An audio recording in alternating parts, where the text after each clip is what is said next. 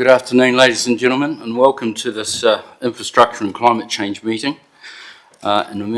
This meeting we are going to adjourn for 5 minutes as our chair is caught in traffic and he will be here very shortly. So we will adjourn this meeting for 5 minutes. Thank you.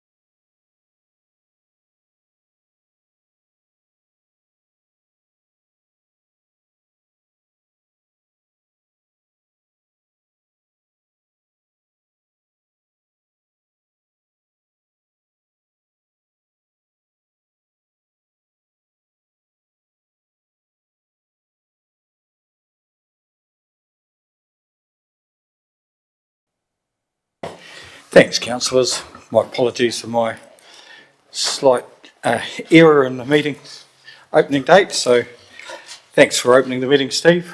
We'll get underway. We have an apologies for early leaving from Councillor Steve and Councillor Scott, and we'll have accepted one from Councillor Mike for the meeting.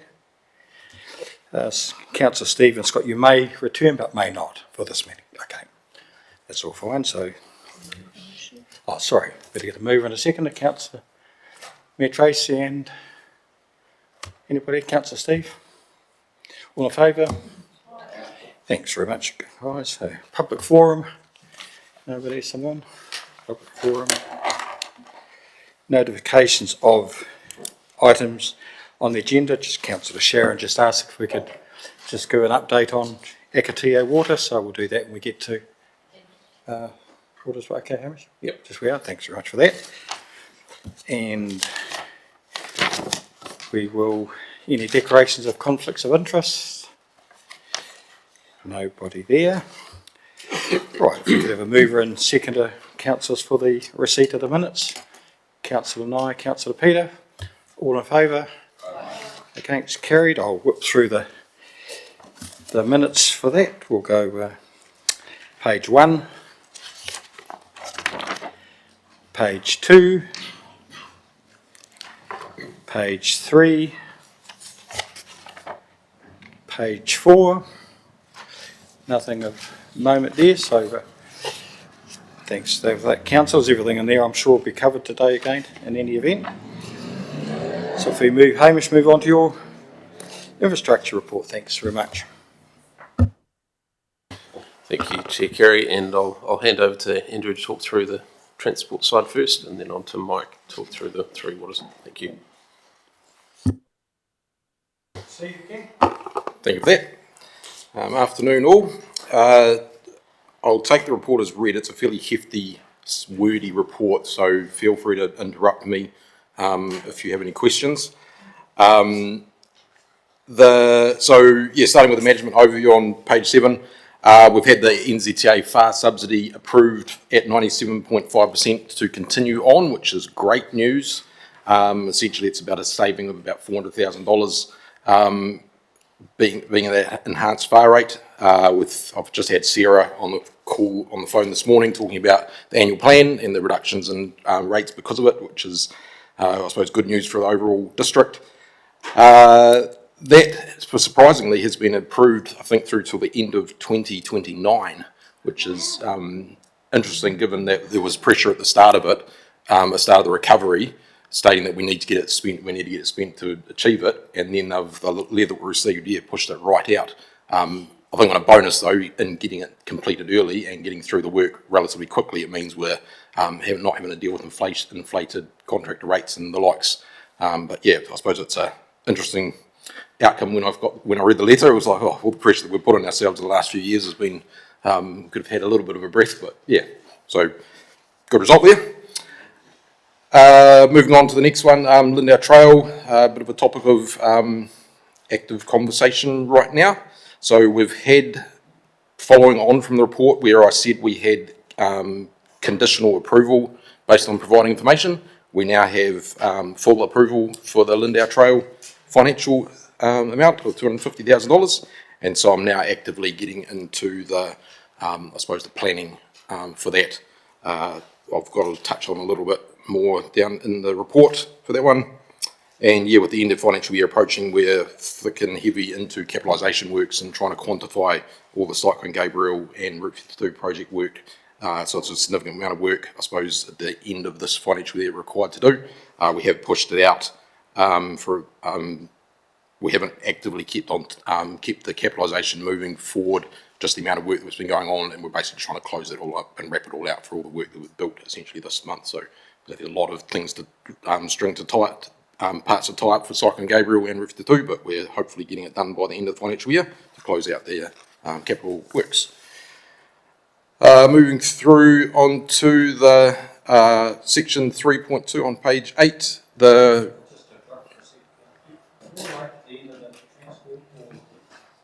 to the end of the transport section, or would you like to question as we go, Mayor Tracy? I can do it. It's just specifically to the Lindau Trail. That was all. Oh, we'll do that now, shall we, Andrew? Okay. Oh, yeah, that's the Lindau section. I'll move on to that one shortly. There's a bit more detail on that one. Yeah, so the gorge revocation and road detour handbacks, those conversations are progressing. We are tentatively working towards taking over the detour routes on the 1st of July. That ties in with the capitalisation requirements of the work there. We won't have that information through from NZTA by that date, and we need that information to be able to close out our capitalisation requirements. So if it goes into this financial year, it'll mean we'll be audited on that, whereas if it sits in their network for that, or essentially one more day, we were proposing the 29th of June, which was the Monday. But yeah, so from the Tuesday, we will take back maintenance and management of the detour routes. The State Highway 3 part of the Napier Road is still under discussion, but we're expecting that we've got tentative verbal agreement that we're going to work together with NZTA to come out to an adequate solution, I suppose. Should we have a couple of questions around this area, because there's a few people, Lindau Trail and the revocation of stuff. So if we go Mayor Tracy and then Councillor Sharon, then so Mayor Tracy, all yours. Thanks, Chair Kerry. Just in regards to the Lindau Trail, I guess noticing the number of cyclists using Te Ahua Turanga over the weekend, that's going to be quite critical that we progress through that project. Who would you envisage will lead that, and do you have you talk about stage 2 and stage 3, how soon could we get those so that we can start funding applications in so that we can progress that work? So you're referring to the leading the design side of things and getting the plans in place. So the initial phase, stage 1, will be sitting within the alliance. Essentially, the biggest consideration for that portion of work is the key rail corridor side of things, and I've put some mention in the report about what that looks like. I have getting approval from key rail to use the rail corridor is sometimes can be a very long process. I mean, Manawatu took years and years and years to get the one from Bunnythorpe to Fielding, but we're making pretty good progress in terms of that conversation. The rail crossing on Franklin Road, we've had tentative feedback from the rail crossing people at Key Rail saying that it would only need signage as opposed to a full-blown upgrade. If it needed a full-blown upgrade, it would likely be off the financial radar for that. And then I'm also slowly progressing the conversation with actually accessing the rail corridor to put the shared pathway. If that comes across, it's relatively straightforward. If it goes across the rail overbridge, there's a bit more conversation about guardrail modifications of bits and pieces. So we're sort of in the very early stages of planning that and progressing that, and until we kind of know which direction to go, it's a bit hard to commit to a full-blown, this is what the design's going to be. Beyond stage 1, that's more of a once we've got stage 1 out of the way, we'll work on stage 2. Essentially, the work we've got proposed in that area is relatively simple to achieve cycling. To achieve walking, that's a bit of a hurdle. In terms of being able to achieve cycling, it would likely just need digital signs on the side of the road to indicate that there's cyclists in that area. They've installed those similar on the Ashurst Bridge. So given what Ashurst Bridge's traffic volumes versus what the Gorge Road is volumes, they're very miles apart essentially. So yeah, I suppose if we go for cycling only, then we can do it relatively straightforward, and I believe we can probably do it within the project budget, or if not, at least with the revocation budget as well. If we're talking about cycling, then that's down the track, and that's probably going to have to be potentially a long-term plan conversation to achieve a safe walking path through there. To achieve safe walking path through that area, it's either reducing the speed of the road, which is quite complicated under the current speed management plan, but yeah. That's probably as much as I can go on that for now.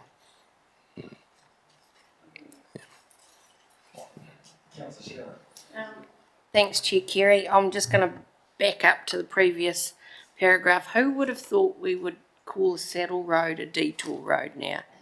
Hey? Get used to that. The question I have is semi-answered in the paragraph you've got here, Andrew. I appreciate that we're going to need to understand the volume of traffic, and you've indicated that it's got a timeline of about 3 months. In the interim, have we got some principles from NZTA about bringing it back up to the standard that it was, or accepting that because it will now be called a detour road, that the standard and the service level may not be what it was that we were used to as it being a main road?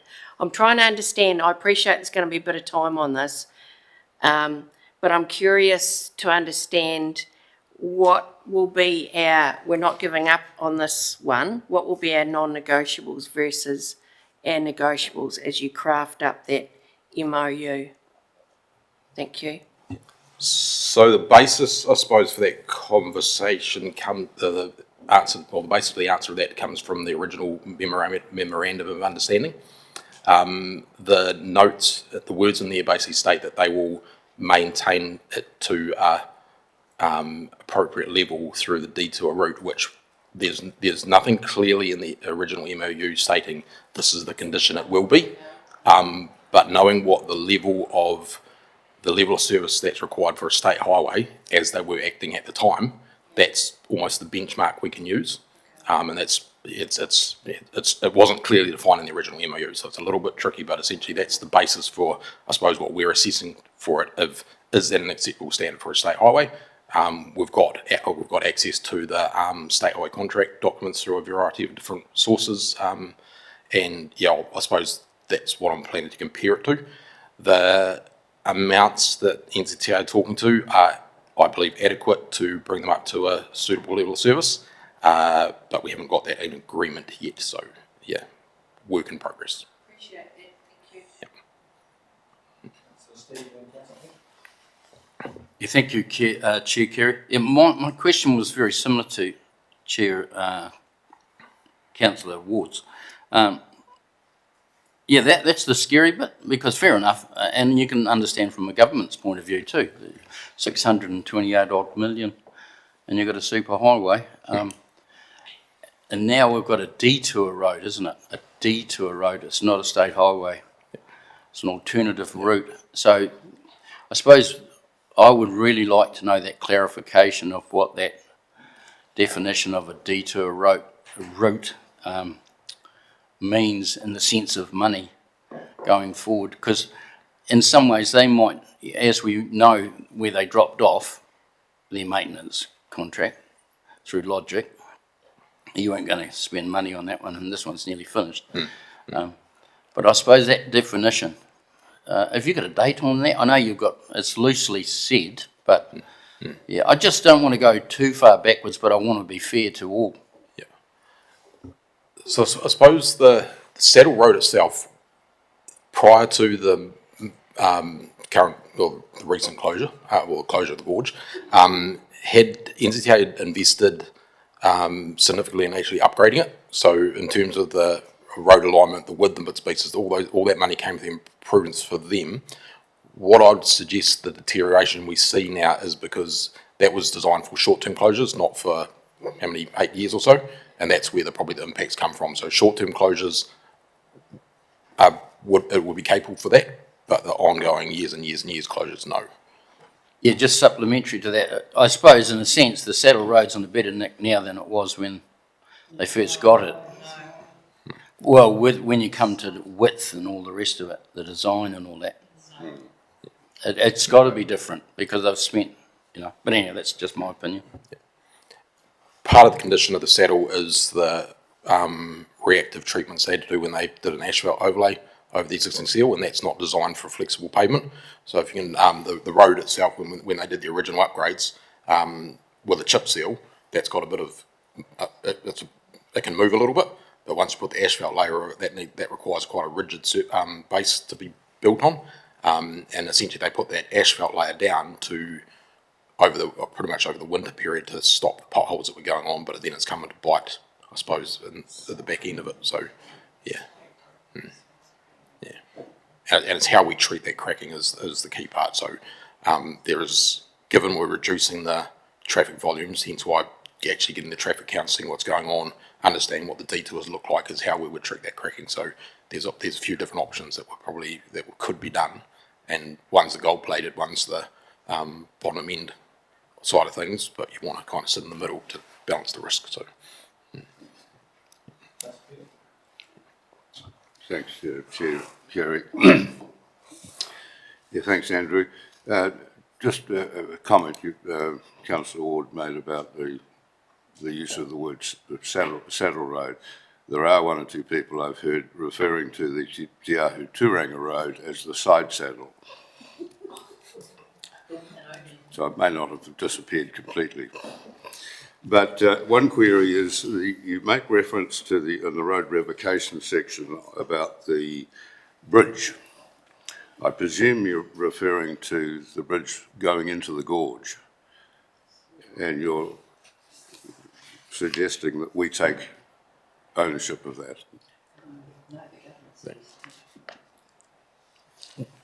So yeah, no, from our part, from the road corridor point of view, the local road corridor point of view, that bridge, we consider that not required as part of the active road network. I suppose the conversation we had at the last meeting we had with the NZTA is they weren't quite sure about what they were going to do with it. There's conversations happening within the NZTA team right now where they need to consider the other users of that road. So from a TDC road network, no. Future use of the gorge and what happens in the gorge is, I suppose... Hasn't been decided. Hasn't been decided, yeah. No, just you make the comment here is that with the main topic of discussion being around the bridge and the financial liability we'll be taking on board, suggesting that we were going to be taking on board that liability. That was, I suppose that's the conversation from NZTA when they're talking road revocation. They're talking from the roundabout right through to the lower end of the gorge. So we're trying to bring the conversation back to the bit that will affect the road, the TDC local road network, which is up to essentially the Balance Bridge / reserve entrance, and put the other part of the conversation, which NZTA see as the revocation, and probably the bigger part of the revocation on their size, into another category. Because I'm representing the transport network for Tararua, not the amenity values of, I suppose, the gorge in the future. So, yeah. So no decision yet as to who's going to take over responsibility for that bridge. Right. Thanks. Thanks very much, Mr. Chair. Just jumping back to the saddle and the work that will need to be done on that probably touches sort of a little bit adjacent to Councillor Wallace's question, but I'm assuming we're expecting sort of vehicle traffic to return to its original levels or less of about 150 odd a day. We clearly want NZTA to be getting it as fixed up and upgraded as possible, or giving us the budget to be doing that. But will there be any discussions about potentially lowering the level of service on that road? It sort of touches a bit on what Councillor Ward's was looking at. And I suppose the reason why I'm asking that is there has been a huge amount of money spent for turning it into that temporary state highway. The road is slumping in a huge number of places. Potholes are forming as they have throughout. My concern is if we get it patched up as the road is now, even with 150 vehicles, just because of weather and geological conditions, that is going to continue. Would it be sensible for us to be having the conversations about narrowing some of it, actually looking at the alignment to try and avoid those? Because as excited as we all are about having our replacement road there, limiting the burden as much as we can for the saddle road is certainly something I've been thinking about. So I just appreciate your thoughts. I'm sure you're thinking a lot about that as well, Andrew. So with regards to the level of service, the thought right now, as in keeping the Saddle Road fully open, we are talking with NCA about reducing the road width, particularly where the passing lanes are. Essentially, I suppose I consider those passing lanes not needed further. So, and a lot of the faults in those areas, essentially, if you narrow it up, you can just move away from the faults and just turn them back to gravel. That particularly is the one at the crest before you start coming down the hill to Ashurst, and then the wider one down below on the Palmers on the Ashurst side. There's the section. Yeah, I suppose all those passing lanes we could narrow them right up and just put them back to two-way. I suppose the overall impact is not for the vehicle count in doing that won't be huge. What probably the biggest as the road sits in its current form with the vehicle counts, the pavement I would expect to be relatively robust, given what it's been faced with. But when we start thinking about emergency work, storm damage, if there is something like that in the future, the bridge at the Woodville end, if that needed to be replaced, that would probably be in the full consideration for the actual saddle itself, would come in place. There is NZTA posed during the construction to construct Cook Road all the way through to the new road, and it's just about there. They have done it, but it's currently sitting in the wind farm land. But if they went all the way through, then that would probably really open it up to that conversation, because essentially you'd have a local road network that would go back onto the highway, and there is the ability to do it. I don't know what modification to be now, because they didn't go down that track, and eventually, and I think it was mainly because the wind farm didn't want local road going through any further. But I suppose, yeah, if say the bridge needed replaced and it wasn't economically viable to do it, or we lost a section of the road, that conversation could be brought back up. But yeah, I suppose it is very much in my mind to what the level of service looks like. If we want to rip it up and turn it to gravel, happy to do that as well.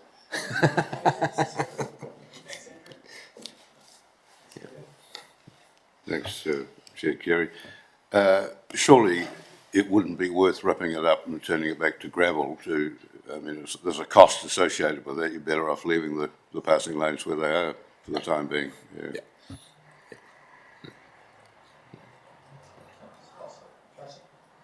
Thanks, Chair Carey. Whilst the emergency funding assistance rate is really good news, it doesn't correspond with what the chairman of the board sent to me, so you might just want to check the dates. Okay. Yeah. Yeah. I hope yours is correct. I'll find the letter when I get back to my laptop.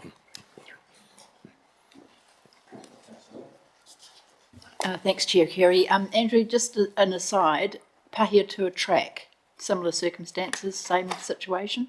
Yeah. So through the Paitua track, there's NZTA have indicated there's 29 kilometres of reseals required, which is pretty much the whole detour route that we had: Balance Valley Road, Saddle Road, Paitua track. There's a reasonable amount of work on the Balance Valley Road to address all the edge breaks that have gone on. The Paitua track is relatively in good condition, so yeah. But yeah, it does cover all those routes as well.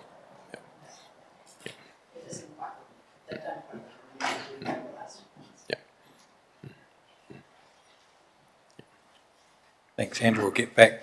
But just a comment, Councillor Shearer mentioned it. It just seems like yesterday that we talked about Mayor Tracy turning over a clod of earth down at the opening of this, which is 4.5 years ago. But it only seems like yesterday, doesn't it, really, that?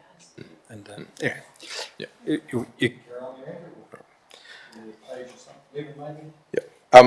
Just before we go to page 11, just on the Lindau Trail, if we access the Kiwi Rail for the shared pathway, there potentially is ongoing costs with Kiwi Rail involved in that. The FAQ that they have on their website for shared pathways in the rail corridor basically outlines some costs of $1,500 basically for the first year, with increasing 3% per annum on top of that, with a maximum term occupancy of 9 years. it's too early to essentially make a decision on that, because if we don't get access to it, then there's not much point in going down the hoopla of the conversation about it. But you see, essentially, if we do get the opportunity to build that, councils will need to make a decision about whether we want to commit to that, I suppose, annual fee.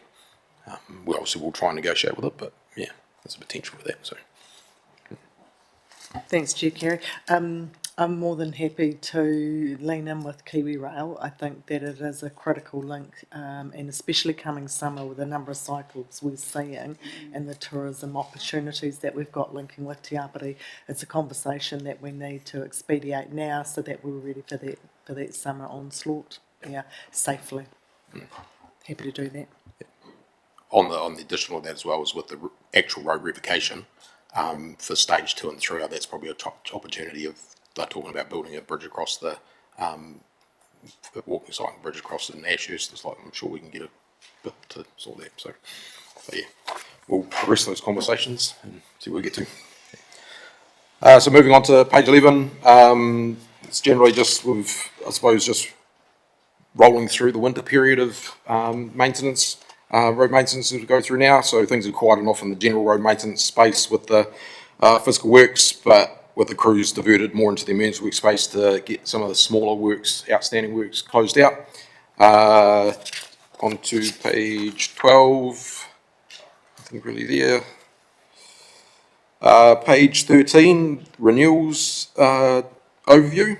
So we've had our investment advisor over last month to do a drive over all the reseals for next year. He has agreed to the program we've put forward, and also some of the 26-27 year, which was one of the conditions of the funding we had for our reseals. We had the significant increase we had in our resale budget was conditional on them inspecting all the roads that we're proposing, so we're good in that space. Just a note on the percentage of networks programmed. So we have 7.6% in next year's program. The government target that they're working towards is 9% of the network for resales per year across the country, and that may become a conversation when we get into the NLTP workshops in the coming year. But yeah, just a FYI, that's there. And on the page 14 with the rehabilitations, we also have had them approved. We are working to put a few more small sites into the program based on some of the network needs, but we've got 0.4% of the network being rehabilitated at this point in time, and the government target for that is 2%. So that will be a interesting in terms of the network needs that we have in the Tararua. Generally our roads require a full rebuild, given that the roads are still quite developed, or a low level of development. If a rehab is required and we're required to achieve 2%, it will be how we do that. It might be some lower cost treatments that are shorter lives, as opposed to the rebuild, reconstruct approach that we've got going on now. Or strengthening, I should say. Andrew, I'd just like to add a couple of little comments to that. So those new targets came out as part of the government policy statement for transport. When Simeon Brown was in the chair, he put those in after the funding application had gone in by all the councils. So none of the councils were able to respond to that new KPI change for the 3-year block. So there's no way any council is funded anywhere near getting any of those targets. So that increase up to 7% is a really good news for Tararua. It's quite a lot better than it has been in the past. 4.5%, 5% was considered a pretty good year. So to be going for 7 next year is really good. So yeah, I don't see it as a negative thing. It's perhaps an aspirational goal for the country, but certainly we're not funded at that level. The current KPIs, they say, working towards those values as well. So there's more the NLTP next year, what that terminology will sound like. So, yeah. Moving on to page 15 with the emergency works, things are progressing. Obviously in that space, we are closing out, cleaning up the remaining works going on. I've got the guys essentially assessing all the open jobs that are left in in our asset database. But yeah, that's essentially the report. If anyone wants to talk about any specific emergency work sites, there's some pictures. I can't say too much about them, but Just before we move on, Andrew, just Councillor Sharon's got a question. Yeah, thanks. A comment and a question.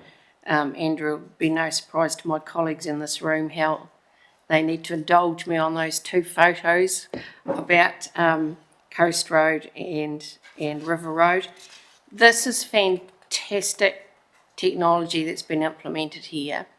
And, I mean, you kind of got to see it to believe it, and I've driven out there a couple of times recently, and I am in awe that we've managed to create, especially that particular picture that you've got there with Wakawahine Corner. I mean, that was just a devastating damage to that road, and to see it rebuilt in that way.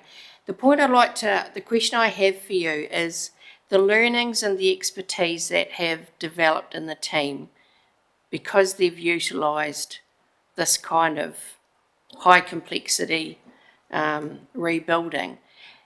Will those learnings obviously go towards into the future, instead of having to think, what the heck are we going to do? Oh yeah, let's just take it might not be on the same scale, but is that being built into our toolkit into the future, do you think, or are these one-offs that will only ever happen if?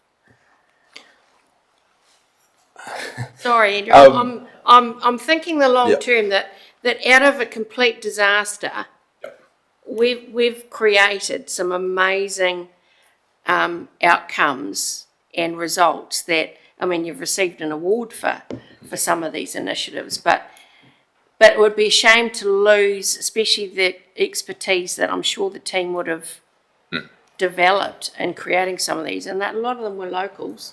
Yep. Will we get the opportunity to put those lessons to use in the future, do you think?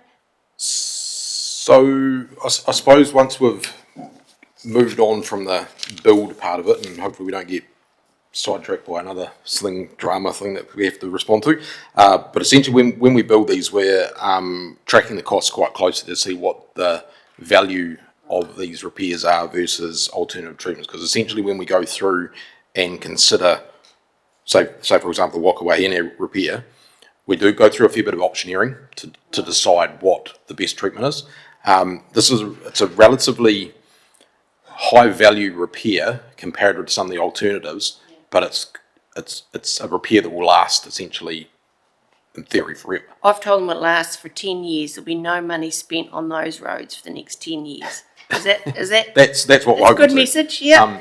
But I suppose the biggest takeaway we've learnt from the various different storms we've faced is the need to invest in that the preventative stuff. Yeah. I mean, like I say, my gut feeling is if we invested, I suppose, 10 million up front now, we could have prevented a lot of the damage that we've seen. Like I say, it's blue sky type thinking, but it's hard to quantify the values on it. But you see the root causes of some of the failures. They're quite simple things. The culvert's blocked and it's overtopped and it's taken out the road, and that all that involves is potentially a screen protection on the top of the culvert to stop wood going into it. So they're the learnings that we're trying to generate. Obviously, with these jobs now, we've built one.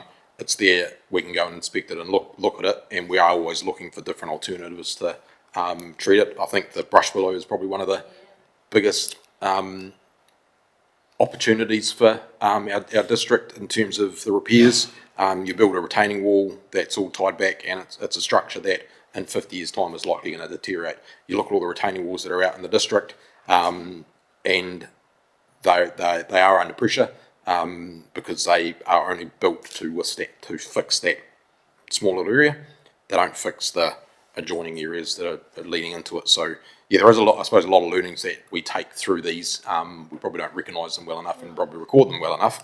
Hence why when we go through this and actually just record, I suppose, the optioneering that's been done, that's quite thorough now, and we've got it documented so we can understand why we do these things.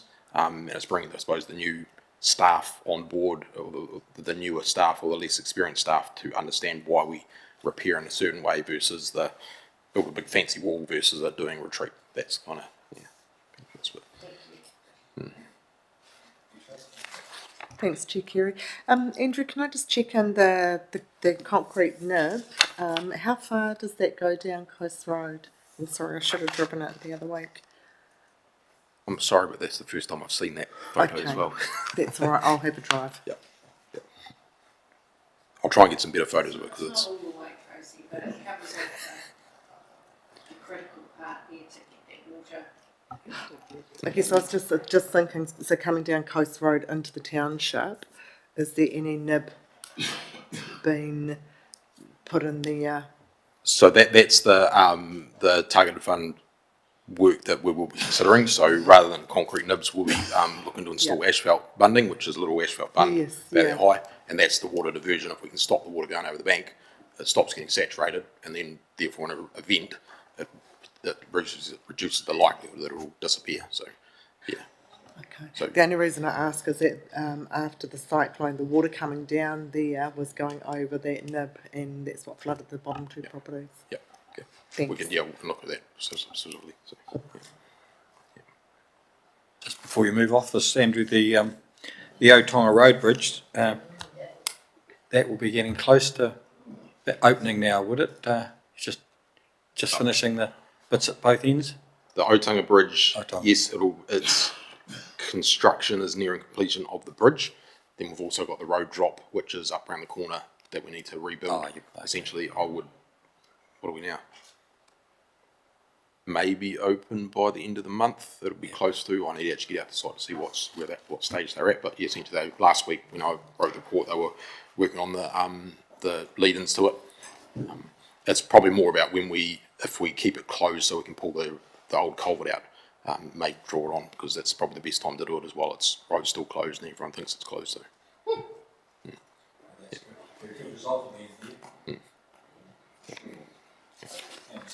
So I think councillors, just as a matter of interest, the bridges, but we used the damaged Rakaitai Bridge platform for that, didn't we? Yep. Yeah, so bit of smart thinking there. Yeah. Cool. Oh, well, that's the roading part. Thanks very much, Andrew, for a very full roading report again. It's great, I think. And it's good to see you almost spent all the money for the year for emergency works too, isn't it? So thanks for that. And we'll invite Mike up to Three Waters. Mike, thanks.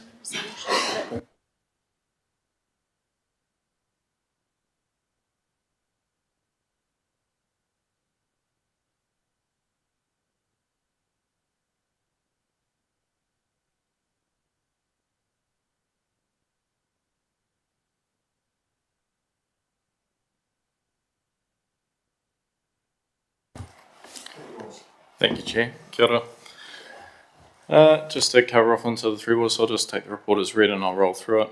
There's a hefty section in there about the I&I that I'm sure you've all seen, and I've also invited Eugene Priest, our Senior Project Manager, to also touch on to that, as well as answer any questions. So, Danny Compound Supply, the monitoring. So yes, the roll of issue has been identified that it was a sonar unit. The motherboard failed. It is under warranty. We're just waiting on a delivery date for it to be coming back, and we'll be putting it into the water again as soon as it is back in. I suppose following the theme of Andrew's before, I'll apologise for a fairly hefty report with a lot of words, but the infiltration gallery and alternative water infrastructure one. So I was hoping that Dave was going to be here, but I think you're tracking as well that he's gone to hospital. He went for a bit of surgery. He's off on sick, so he's recovering well apparently. So I just thought I'd just cover that off. So Dave's been involved with us looking at the alternate water infrastructure there for Dannevirke. I know that's been one that's been sort of progressing along. I've touched on here about the current infiltration gallery and what we'd be doing for it operationally to try and make sure that it's, operating at its most efficient, in the most efficient manner. We'll also be taking into consideration that we've applied for the Dannevirke water permit as well, so that there's a good opportunity there to start tying in how we look at either surface takes or groundwater takes with the bores and as well. And the other part there that's probably the key part for me anyway is that looking at that, it does seem like it's at least worth investigating, especially with us bringing online a clarifier and looking at bringing on the clarifier to treat from river flow, is to also have an ability to draw straight from the river without like any initial sort of tertiary screening or primary screening in regards to a infiltration gallery. So I'm happy to take any questions on that whole section there. It is quite involved, I suppose, but the area that we are, yeah, sorry. Get Councillor Peter, then Councillor Sharon, thanks. You had a question, Peter? So. It was more to do with, and I'll come to that one, but just when you say, you're talking about the clarifier and taking straight from the river, is that pumping straight from the river rather than through the current intake? So that if it becomes necessary, do we just pump straight? Yeah, so I mean, like one of the things that we have that becomes a problem is with the infiltration gallery is that when you have low flows and it's really turbid, it's quite hard to draw up to our consented flow from there to then gravity feed from the current infiltration gallery all the way to the impound. So we've got a couple of different options there. One was the investigation of those bores that we put in, just to see whether or not it had a successful recharge rate was sufficient.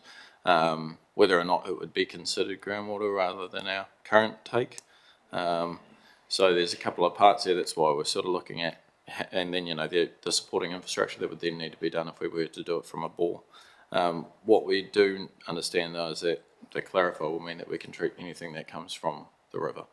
So if we were to have an alternate source or an alternate infrastructure take, potentially like a screen off to the side, up beside our infiltration gallery, that allows us to fill like maybe a well, something similar to Paiatua. We'd have a smaller pump sort of system there that we would just draw it straight out of it and drop it straight into the infiltration gallery line, and that could potentially, you know, we could isolate either the infiltration gallery off and on, depending on how turbid the river is, but we just have to have an understanding that that could become a combined take potentially. So just need to further some of those conversations. But yeah, that would definitely give us the, well, you know, everything like that, but yeah, it would give us the resiliency. Councillor Sharon?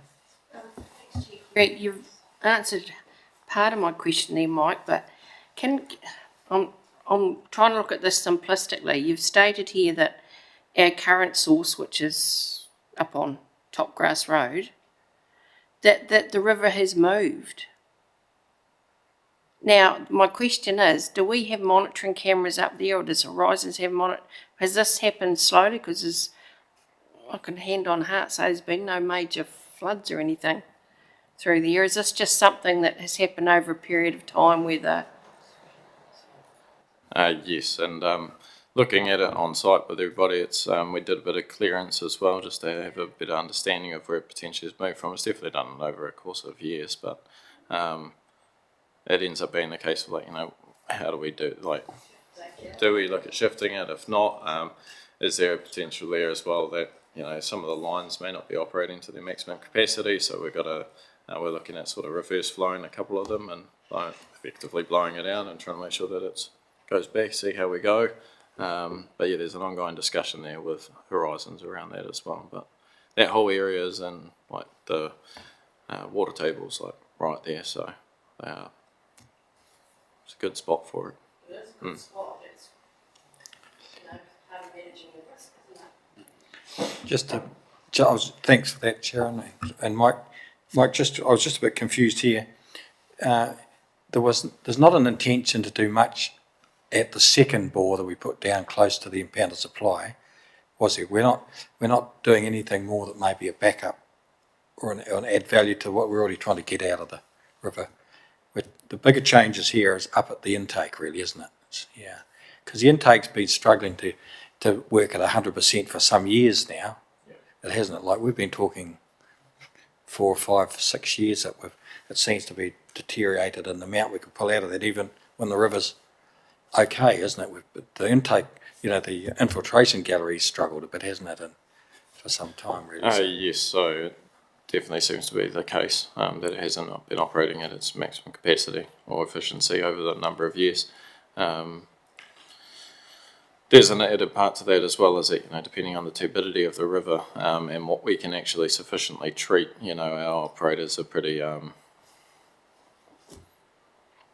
they jump straight on it to make sure that, if it's getting too turbid, that they start, shutting down parts of the infiltration gallery so that we're not putting too dirty a water into the impound so that we can treat it. So that's part of an ongoing operational consideration. So hence why the thoughts around having a clarifier that can treat direct from river, and then having an alternate sort of method of which we could actually switch that off and go straight in from the river. That's where the current sort of thinking is there, and that's why, we haven't completely discarded, for example, the bores or anything like that. It's just part of an ongoing part of investigation at this moment. We just need to understand some of the other costs that are associated with it. But I mean, like, in fairness, at the moment, the idea of having some sort of bore sort of pump situation up at the current, within Hui of the current infiltration, seems like a pretty good option, cost-wise, and what we would achieve. So I think it sort of does make sense, doesn't it, to try and get the water right at the source. We're spending a lot more down the track, but at the source has been a concern around this table for some years now, actually, same as it has with Hamish's team too, I'm sure. But thanks, Mike, anyway.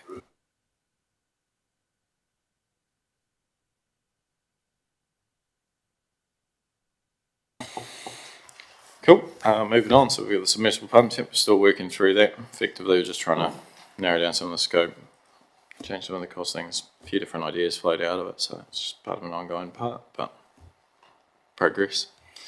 We are happy though on the Woodville water treatment plant pathway there with Te Matarawai to confirm that, yep, we've reached a bit of a resolution there with them. Things are sort of wrapped up. Everybody's happy on both ends, so we're just moving forward now, so it's a really good one there for us.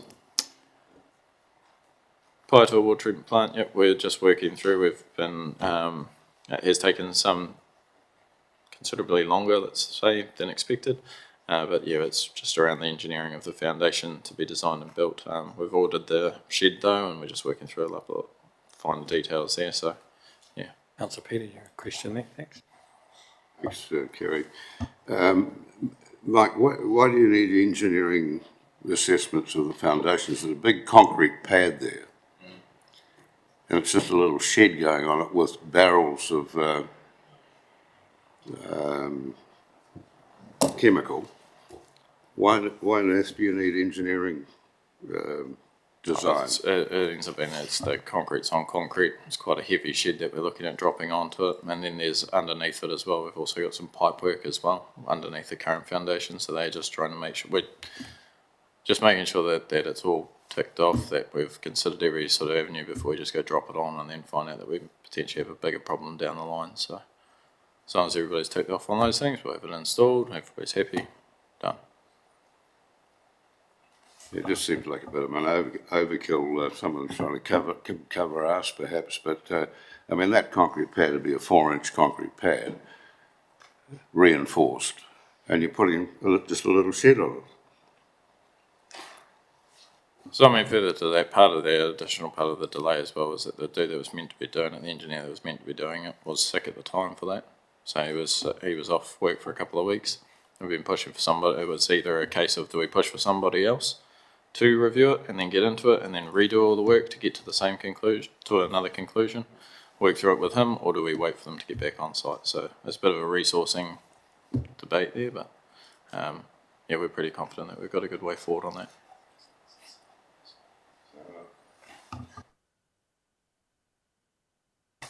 You might like to give them an approval, Mike, Councillor Peter. Sign it off and give it to Mike. Yeah, I think we should be. I think we should be.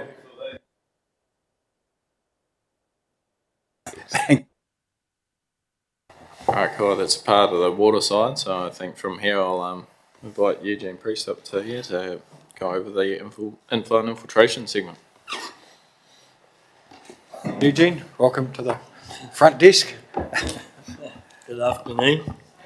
I'll just take the report as read, and I'll just go through the inflow and infiltration project that we've been conducting in Eketahuna over the past, since October last year, when we installed the four flow monitors at the positions you can see on page 21.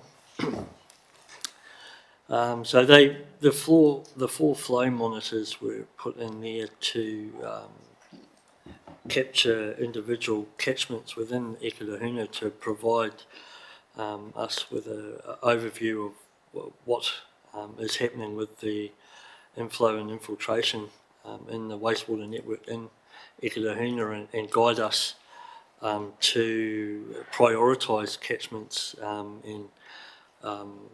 in particular whether infiltration is a particular problem within a catchment, or whether it's an inflow problem within that particular catchment. And you'll see in the table on page 23 that we did get some very good results. Well, Perhaps not good results, but results that confirm our suspicions. They're very good in the terms that we've got good data to provide a response to, and it confirmed our suspicions that there is indeed problems within Eketahuna.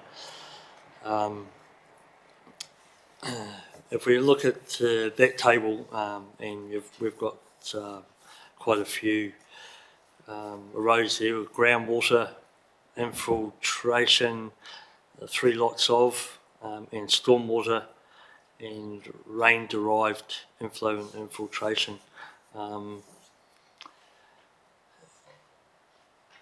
The big numbers with regards to groundwater infiltration at Bridge Street are significant.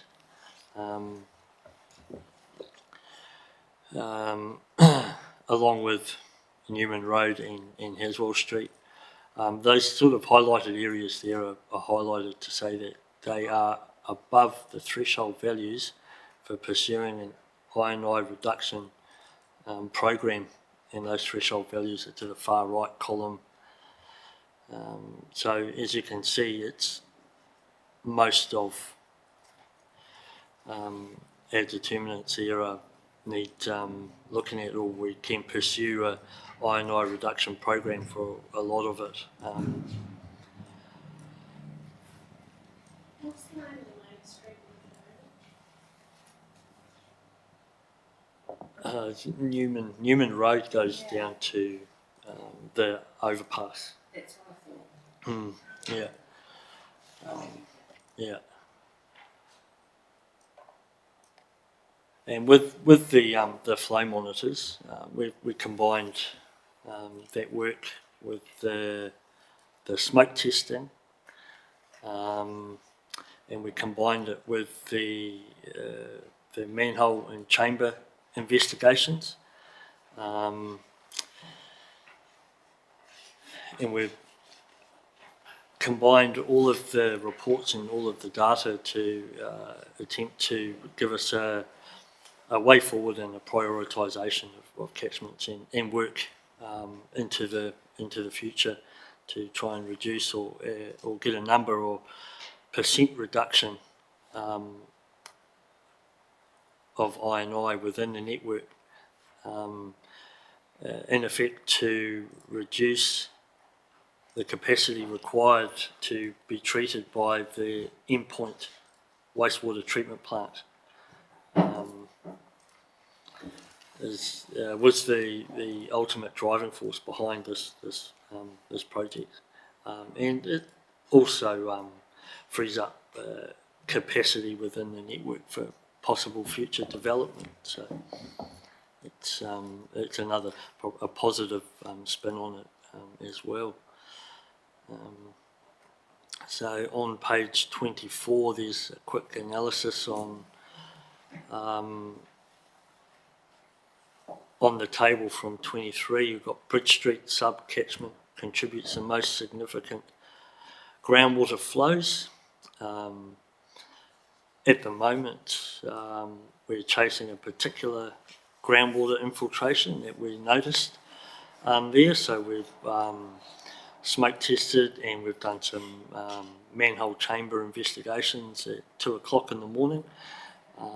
We do that 2 o'clock investigation because that is when the wastewater flows are at the absolute minimum. So we know whatever water is flowing through there is most likely groundwater infiltration. And so we've managed to chase this flow between manhole A and manhole B. So I think the next cab off the rank, I think we've got Tararua Alliance. Our CCTV team are going to be going in there and attempting to track that particular infiltration, which is significant. It's sometimes can be up to 10% of Ekelehuna's daily flow to the wastewater treatment plant. The Church Street State Highway 2 subcatchment contributes high short-term stormwater inflow. That short-term stormwater inflow refers to the wastewater network's reaction to high intensity rainfall. So it rains and then you see a spike in the wastewater. That's just off the roof type stormwater inflow into the network. And the Newman Road subcatchment contributes significant long-term stormwater inflow volumes. The long-term refers to the stormwater network being added to the groundwater and coming through manholes. And that way it just takes longer to get to the wastewater network. And then you can see in some of those photos on page 25 and 6, some of the manhole, well, some of the chamber issues that we do have is rather large flows just flowing in there. That second picture, yeah, both those pictures have got significant infiltration. That's groundwater infiltration we see. That's the water table coming up and just flowing into the chamber. So it's and that last photo would be an example of a manhole chamber lying within stormwater flow or within a swale or a drainage network, and water just flowing over the top and just going straight in. We've currently got the vendor that is doing the work, drawing up a proposal to do the major works for these manhole repairs, and then after that proposal we'll sit down and go through and prioritise what we can. So and we'll have the Tararua Alliance look at and sense check it and have a look at their capacity to achieve what we need to. Thanks for that, Eugene. Just before we get some questions, we just had a note from over the road. If anyone's got a red or an orange Kia parked outside the service station, would like us to move it. So I don't know whether he's got a red, orange Kia. If they have, if we haven't, fine. It's all good. We're all safe in here. So thanks, Eugene. I think this data is telling us a story we've worried about for a long time here. Quite frankly, it's not a great story, is it, when you look at the... Anyway, so we'll just go Councillor Peter, Councillor Sharon, thanks. Thanks, Eugene, for that, it's great. Yeah, no, thanks, Jeff. And through you, Chair Kerry. In summary, is most of this I&O coming from private property stormwater hooked into the wastewater system, or is it cracked pipes what's your gut feeling as to where the majority of the problem lies? The groundwater, I think our main issue there is the groundwater, the water table, and a network, an old network that's just not able to keep that water out. There is, referring to that table on page, I forget what page number it is, 23 I think it is, there is the stormwater or rain-derived inflow or stormwater inflow. There's definitely a problem with that, but it is not as significant as the groundwater, I think. So does that groundwater getting in must be getting in through cracked pipes or bad joints or something like that? Correct. Bad pipes, connections through laterals to the main, and broken main as well. When I believe when the earthquake damage, we had a reline of about, I think it was about 90%, or up to 90% of the network was relined after the earthquake in 2014, 15.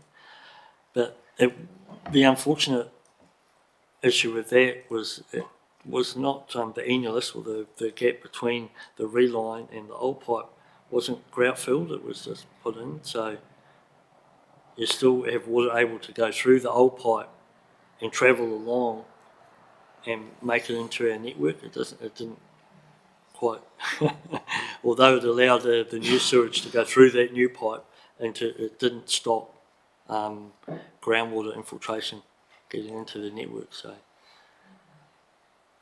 there's not much we can do about it. Is that what you're saying? oh, there's definitely things we can do. There's options. We will have options. We've got you can reline it, pull that old lining out, reline it. You can attempt to possibly grout fill it, or we can selectively chase the larger infiltrations and fix those breakages at that point. So we definitely have options.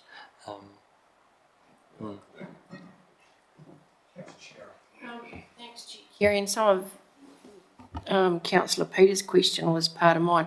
Great piece of work, Eugene. I mean, we all knew years ago that whenever it poured too much rain, Ekidahuna, she was all over the show. So this provides us with some of that understanding. The question that I have, and is possibly the table on page 23, Eugene, where you reflect on Water NZ KPIs. And you've highlighted a number of factors that are included in that. I'm curious to understand, and it may well be the next piece of work that you do, given the population and given the number of connections, was that factor taken into in terms of these KPIs? Or I guess I'm trying to ask, what bang for our buck and or comparison will we have with any other rural centre? That does this I&I, the amount of water that's getting in for the small number of connections that we may have, the option analysis that we do into the future, will that be taken into consideration? And I guess I'm reflecting, are we going to be aiming at a gold standard for this size population? And is that included in any of the units or the KPIs that we're getting from Water NZ? It's a bit muddled, I'm sorry. I'm just trying to understand, is this typical of this population and this number of connections, or is the geography and the age and everything else in our network adding to this volume? Because these aren't good figures, are they? No, very good question. Yeah, you've. Oh, sorry. yeah, you've hit upon some good points.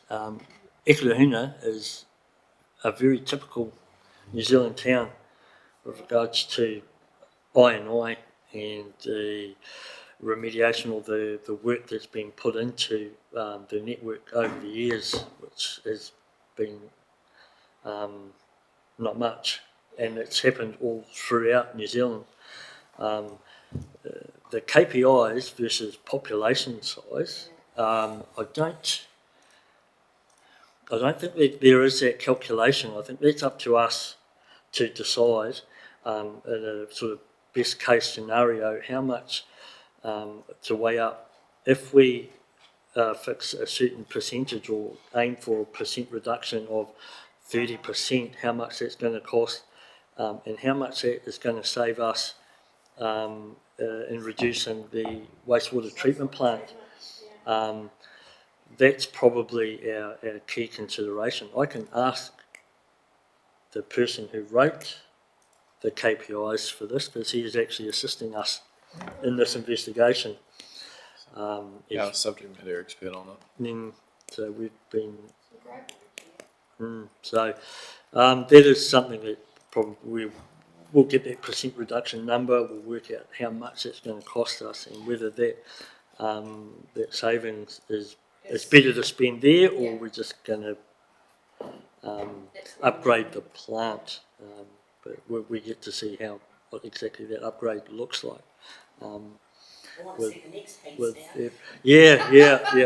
There's a lot of variables involved in this, and plus the wastewater treatment plant upgrade. Thank you, Chair Kerry. That's pretty much it. My question was really that, what's the trade-off? Are we better to accept, the cost of remediating that might be far greater than the cost of treating the additional water, but you're onto it. Just a comment if I can through you, Chair, was just that was the entire intention as well, as to formulate these as a program of works. Have Eugene there, he's been working on the wetlands for Eketahuna as well as the treatment plant upgrade, and part of that was identified was the I&I program. So tying that all together and having that one sort of lead person on that makes a whole lot of sense and ties it all together nicely. So.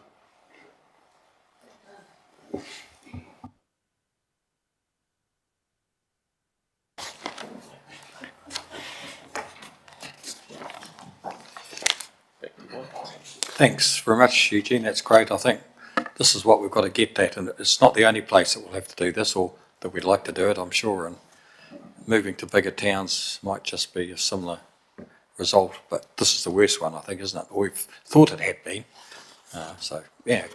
Thanks so much for that. The intention is to move to the other towns using this model as a future model for other towns in an attempt to. And Ekelehuna was certainly a pilot town, but because of the wastewater treatment plant upgrade in 2028 with the consent renewal, this sort of highlighted we need to go there first and yeah. Great, thanks so much. Cool. Yeah, no worries.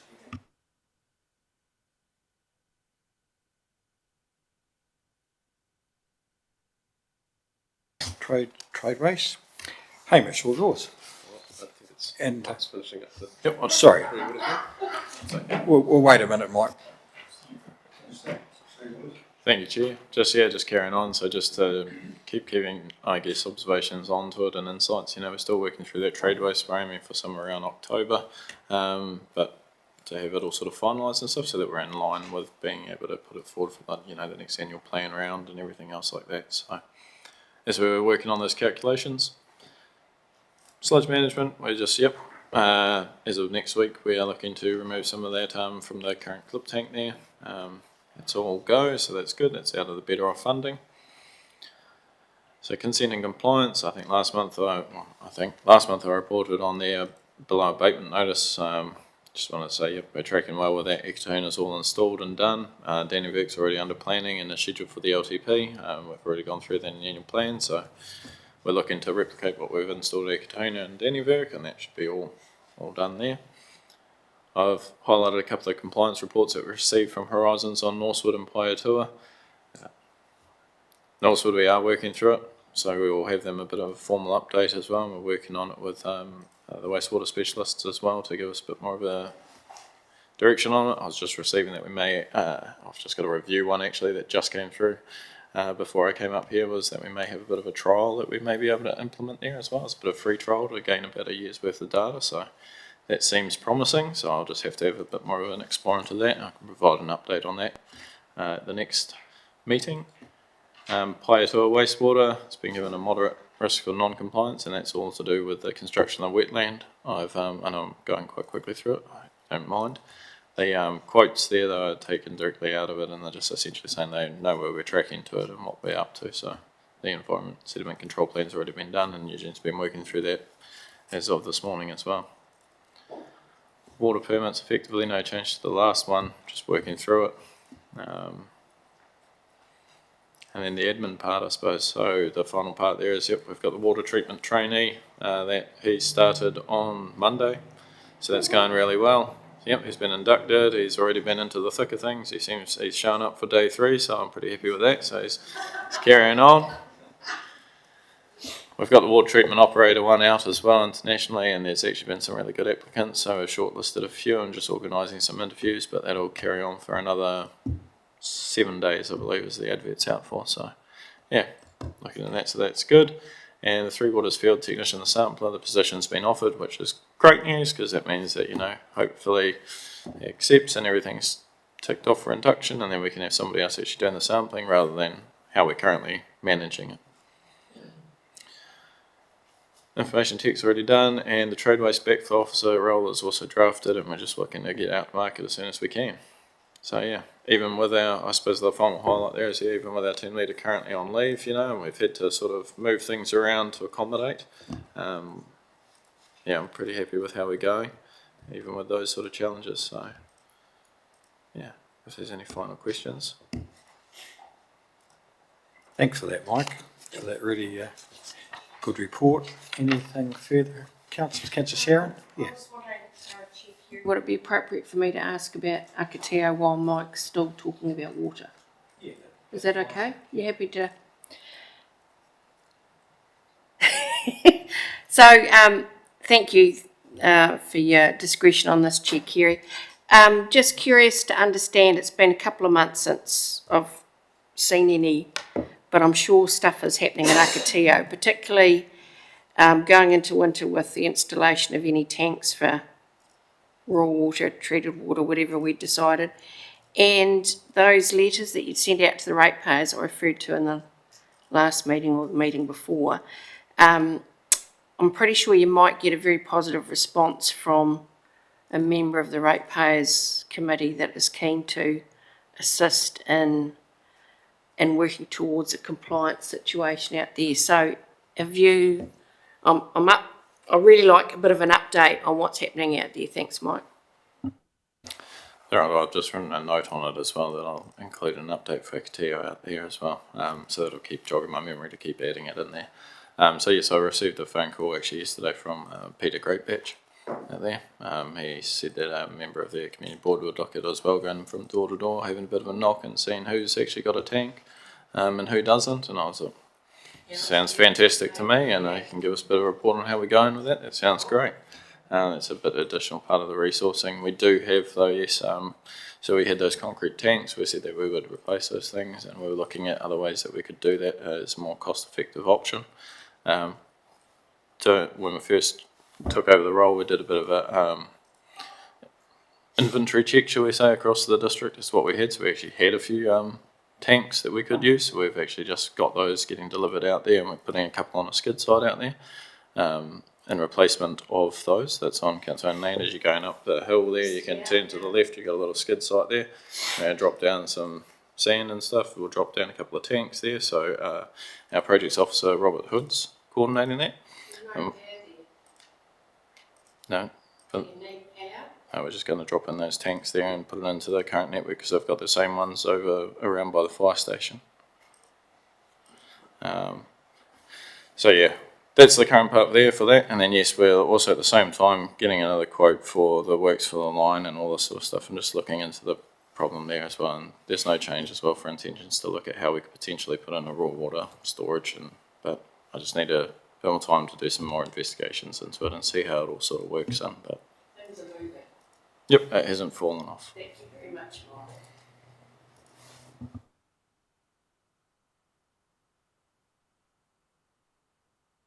Thanks very much, Mike. Much appreciated for a good report and plenty of things on your plate, but it's good to see a few people arriving, isn't it? Yeah, certainly. Yeah. Been a tough time for a little while. Thanks for that. So. And Joe, maybe, is it? Joe, if you'd like to come. Welcome, Joe.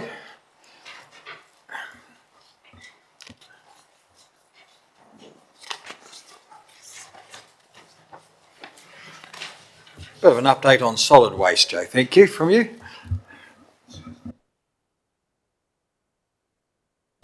Not much changes, it's just rubbish and recycle. I'll take the report as read and I guess any questions or?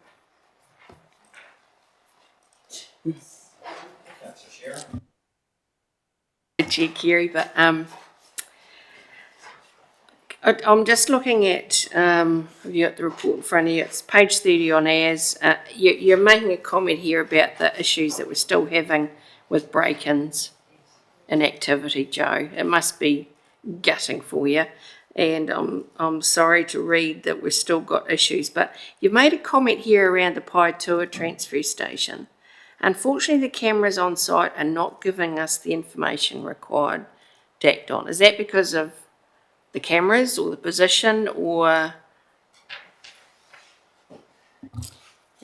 Unsure of that one exactly because I seem to get the tractor out of the driveway across the road without fail. I've got more pictures of that than anybody. I get Jim or our hook truck going in to get the, the rubbish bins to take to landfill.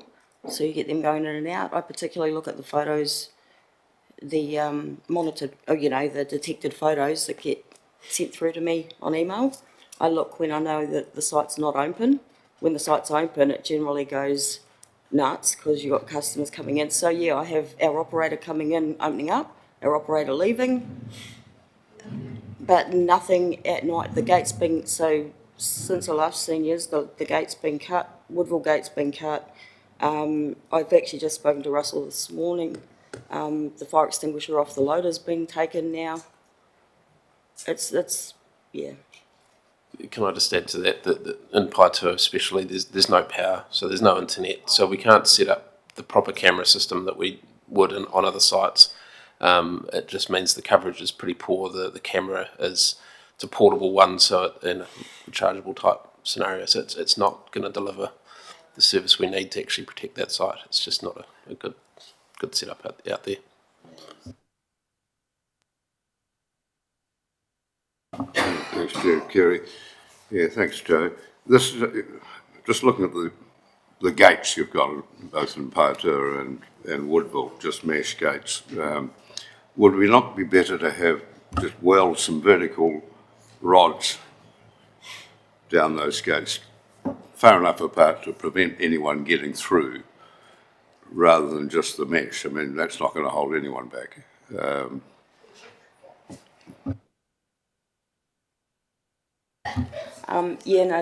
That's good for the gate. So basically what's happened at Woodville, the gate hadn't been touched for the whole 3 years we've had it until now.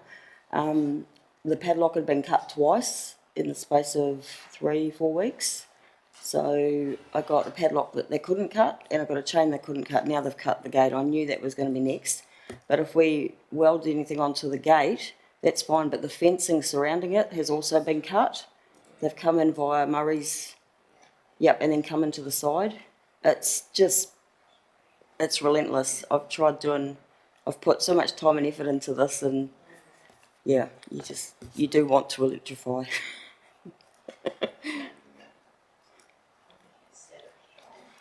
Well, yeah, that's what I said in the station up there, yeah. Landmines. I might just add that we're still investigating options for the Paetua transfer site. We do have some waste minimisation money for a weighbridge, which was sort of waiting on the outcome of this investigation, whether we install it up on the hill with the huge amount of cost that it would take to get power there and that sort of thing, or whether we find another location like the recycling depot. So just figuring out what that's going to look like, and then we can install proper cameras, proper fencing, and have everything in one place with all the services like internet and power and water and that sort of the basic amenities. So we're still working through that, but it's just a bit of a process.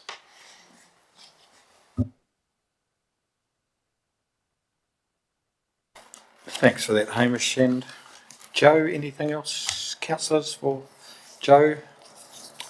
If not, thanks for your time and doing a good job as always, Joe. So thanks very much for that. And councillors, that leads us to the end of Hamish's report. So if someone would like to move it, second, we receive it. Councillor Nye, Councillor Peter, all in favour? Against? Carried. Thanks very much, councillors. How are we going for time? Great. Just want to carry straight on. Right, councillors, we'll move on to 7.2, universal water metering. And it's in...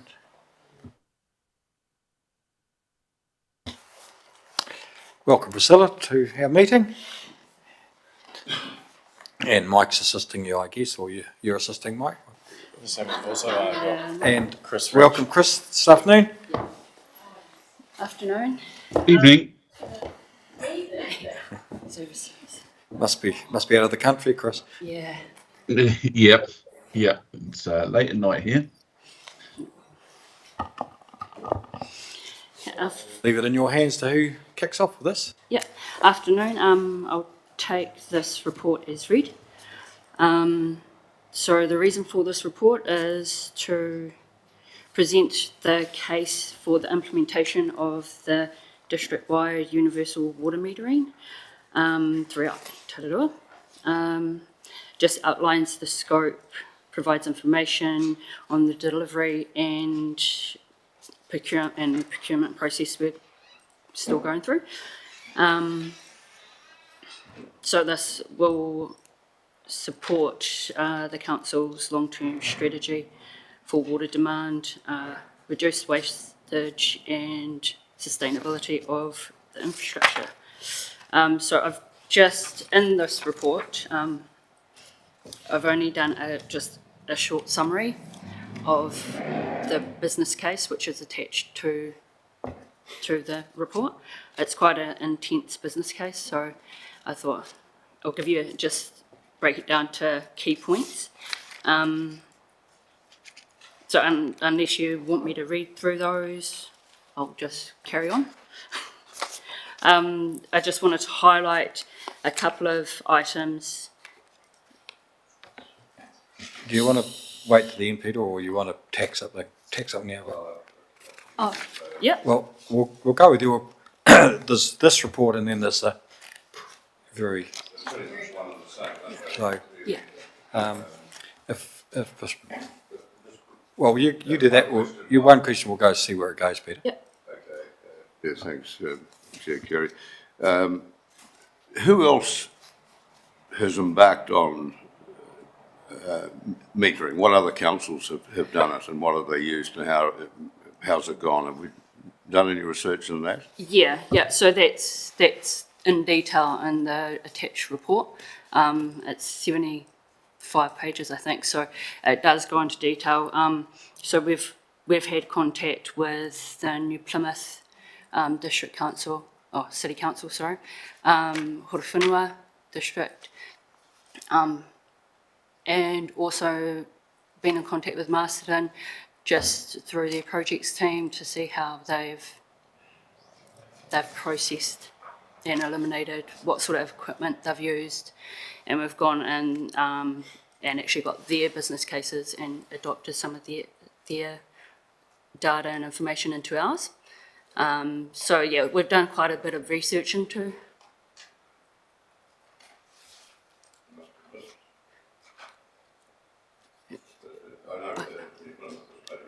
Yeah. Horowhenua. About 5 or 6 years ago, and didn't read anything about what findings they had. But Yeah, yeah. So, yeah, we do have the business cases for New Plymouth and Horowhenua.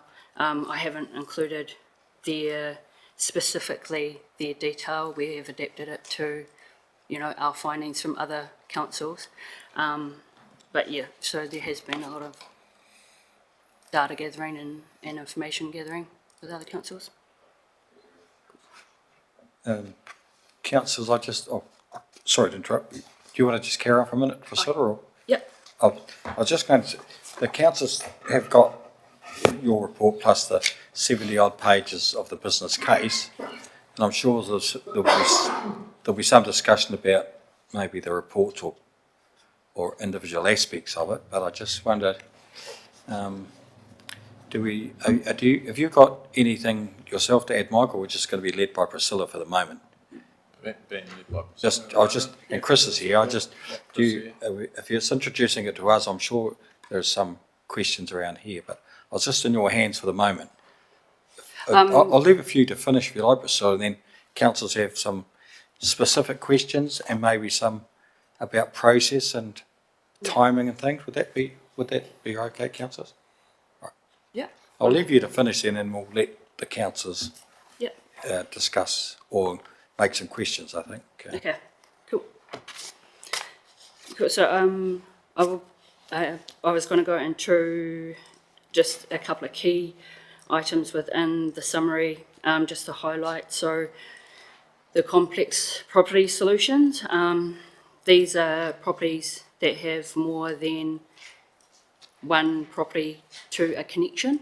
So, and how we envision the solution to that issue. As it says there, we have used information from the New Plymouth City Council to provide some sort of options on how they've dealt with it, and also Horowhenua. And most of them, the majority of them, have come to the conclusion that it would be an option 4 solution, but yet there is quite a significant amount of options laid out in that report.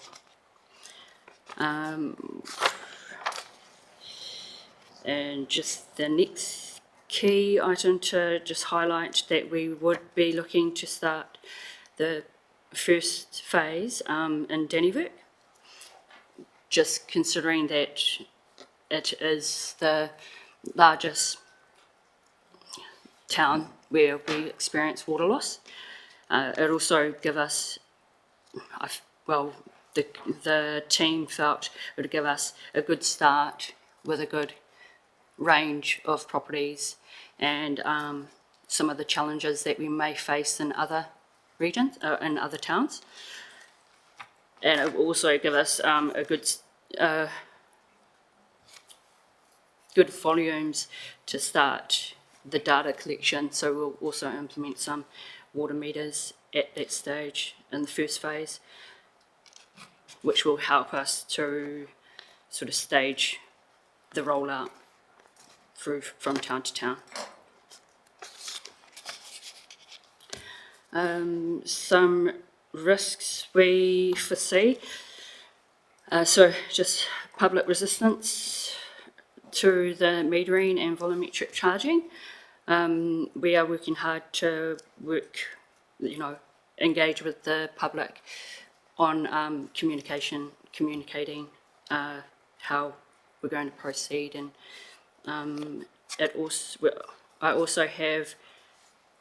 we've also got a third-party consultant to do a water charge analysis, which is also attached to this report. It just outlines options for how in the future, it definitely won't be straight away, but how we would look at, the council as a whole would look at charging for water usage. And there is 5 options within that, and we've recommended that we go with option 4. Yeah, it just seems to be the better option across the board, where everybody's sort of fairly, where it's fairly billed.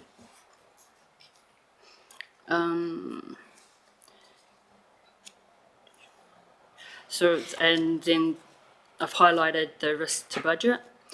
That is purely due to the acceleration of the program. So trying to get the work started within the next financial year. So having to bring some of the budget from the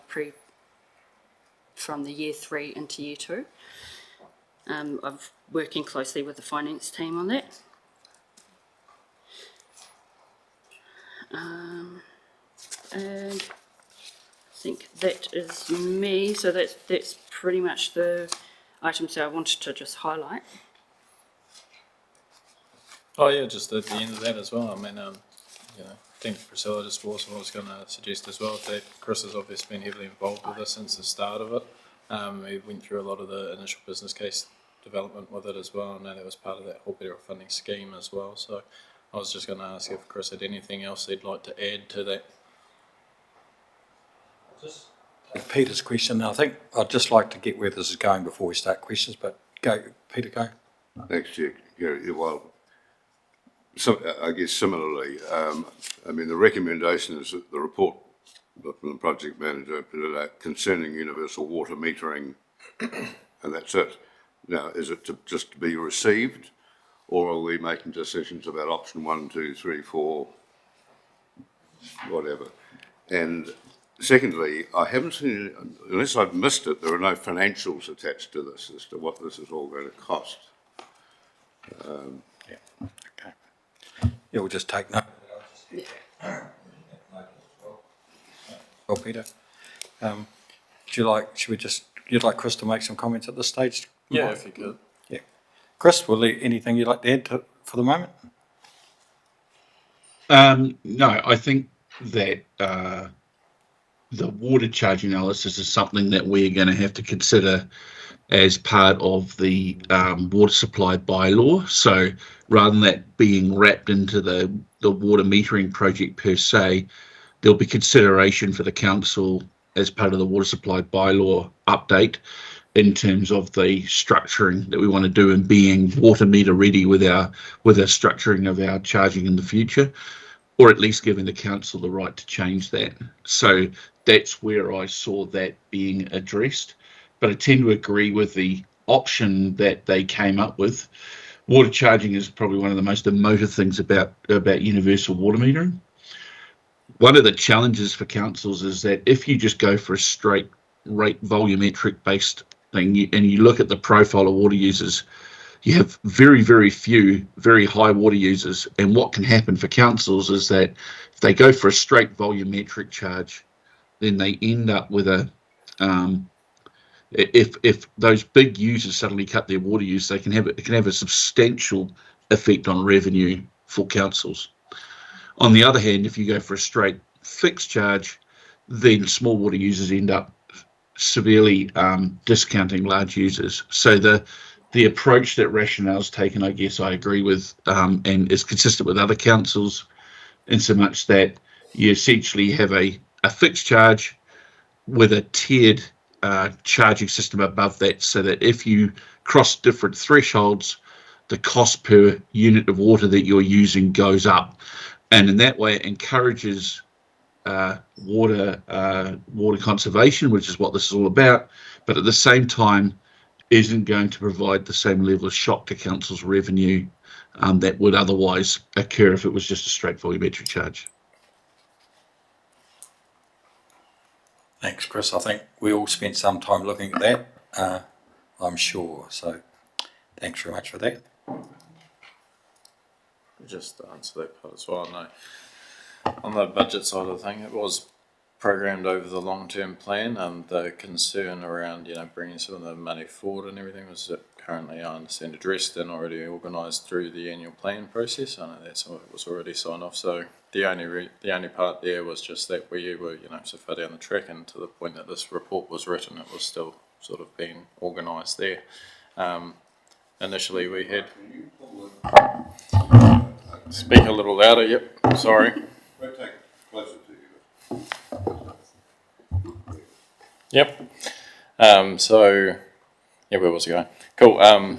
Yeah, so the first few years we had in there was just a smaller figure because we were looking at doing a sort of different approach and we were going to do sort of like smaller areas. That was the initial indication as part of the long-term plan. So, knowing as to where we've gotten to and the sentiment that we'd been tracking for this project to be rolled out, that's where we went with it. I think the business case proposals and all the information provided here is more just to be this is disclosing everything that we've been considering and where we've got to and how that all looks as to part of the program's rollout. There will be some slight changes as we go through it because, and that's just in terms of, how much like cost it will be to install some of these meters and the different sites and complexities and so we'll be ironing that out as we go by year, but so we'll just continuously have to readjust our figures as we go in terms of finance. But those ones there was what we'd planned over the long-term plan. If you'd like, I think the long-term plan over the number of years had close to $5 million over 10 years.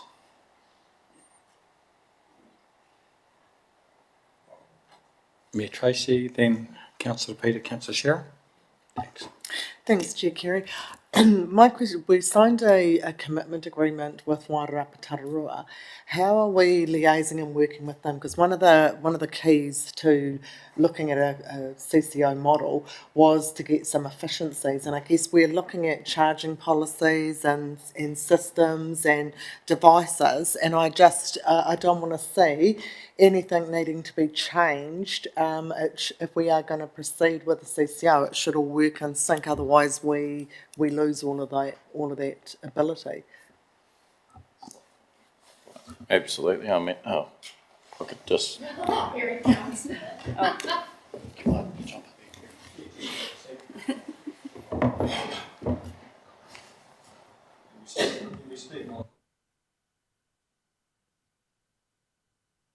Thank you, through your chair. That's a really good question, and a lot of these will overlap with the changes to the local water done well. So we are going to be going through the process of creating the service delivery plans, and our work programs, etc., will be part of that. However, at this stage, even though there is the commitment to set up the local water done well, we're not at the stage of where actual teams are starting to work a lot closer together. I think that certainly will be a stage that we get to. And we've got to take your point there as well, that we don't want to be making too many changes further down the track when it may impact others.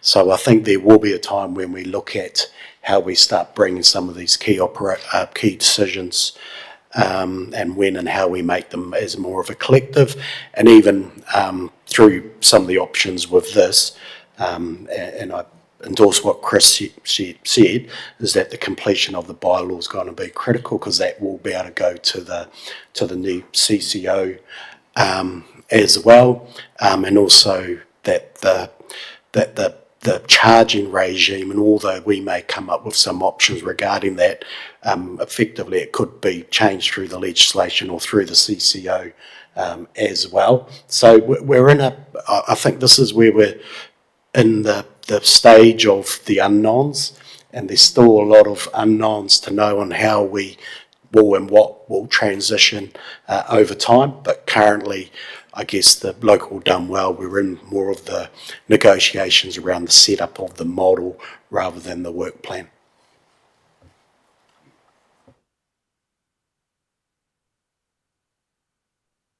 Thanks, Chair Kerry.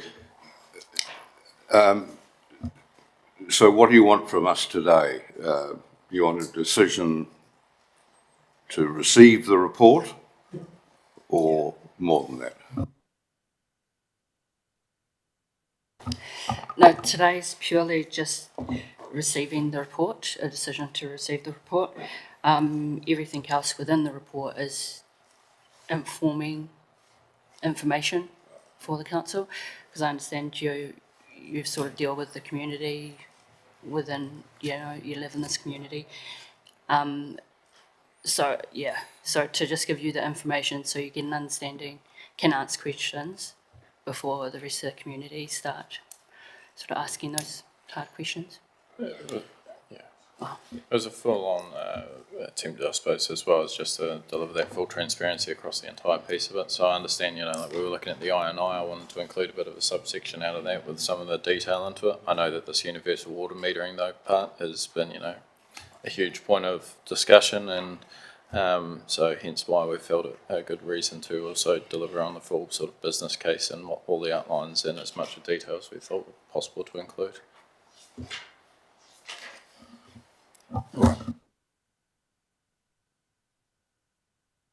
Thanks, Kerry. Just, I could say it's a very good report, and needless to say, it will happen. It's just a question that, as per Tracy's comment, with the potential for the new CCO, it's a question of whether it's a decision we make or not. But thank you for the report. It was well put together. Mike, if I could just make a few questions, because I mentioned it the other day, I was a bit dazed and confused a little bit. There's a couple of factors. One, it was in respect of our water advisory group, of which we did have backflow in front of, and we did have water meters. We've got another meeting of that next week. So we seem to have pushed that to one side a little bit. In this report, in that group, we had iwi and horizons involved. This, and then we have backflow, and then we have this in front of us. So I'm just not sure where that group's really, the role that group's got going ahead, and I don't know whether we've outflanked it, but that's just a comment to make. But as Peter said, a very good report. But I'm a bit like Mayor Tracy here. We're going into local water done well, but we're really pushing hard here. You've identified some people to reply. You're going out for an RFI. We're almost at the stage where we're tendering for people to provide the tender for the metering, and Alliance will do the installation. We seem to be a way ahead here. I mean, Masterton have put meters in. They've done 90% of metering in the city. I think they might be, I'm not sure whether the AMI meters or AMNO, I'm not sure. Carterton and South Wairarapa have metering to a large extent, I think, but they're the old manual type meters, I think, where they have to read them off their motorbikes, off their cars. AMI meters are now starting to be involved heavily all around the world, especially the USA and places like this, and that's the model. And I just noticed Horowhenua have got meters, but they're now looking to go out tendering to replace their meters with AMI meters. That's what they're doing now. And Twisel's another little town, or reasonably bit size as us. They're looking at doing this as well. And the thing that struck me about this, I know Brian did say we've got to carry on, but I think water metering will be a critical factor for CCOs. The cost is significant for installation of water meters, but I would think if we're looking, and AMI seems to be where this report points, and I'd say you'd be crazy not to go there. We've got to be at the, if we're going to spend millions, we've got to be at the cutting edge of that, because that's what other countries are doing, and we've got to be there. But I'm just thinking, I'm just really thinking about the timing of this. If we do go it alone, I mean, me, Tracy and myself spent some time with the head of CIP a year or so ago. That's now NF, National Infrastructure Fund, a fancier name, but and the discussion that he had, he wanted to see more collaborative purchasing and engineering with this type of thing. This looks to me a little bit about going alone, as far as, and I'm just talking about the actual technical detail about buying the meters, evaluating the cost.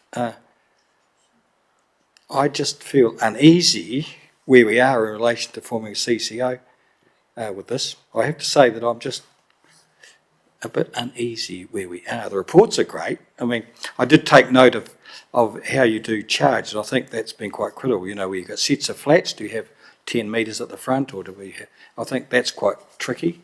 Plymouth found that, and I'm sure we'll find it too. But It's just the process of where we're going, how fast we're pushing. We have moved to a reasonably, we're going out looking for some tenders, really, and are we doing it alone? I'm sure other councils around New Zealand are they in the same boat? Horowhenua is obviously going out right now looking for AMI meters or tendering. That's just where I feel.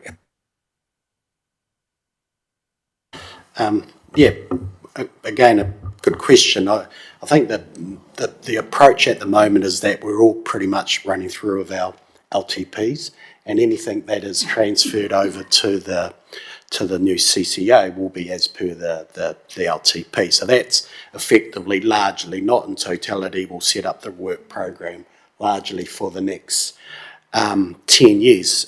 But take the CCO, even, the local water done well, to a side for a second.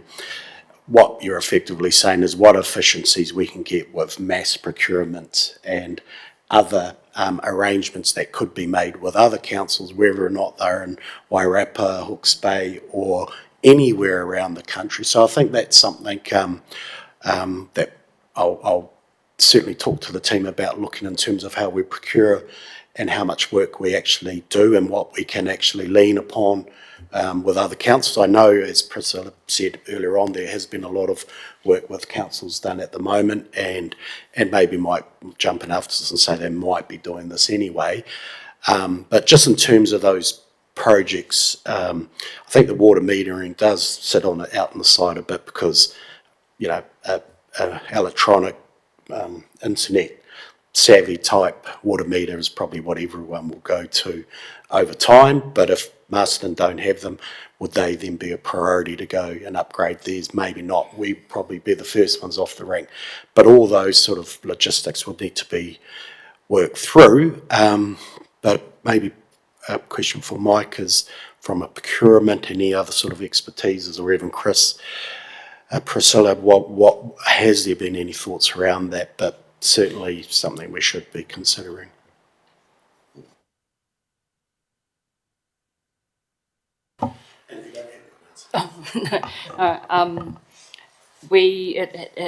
Our procurement team had flagged the water done well, and the potential to work with other councils in bulk buy.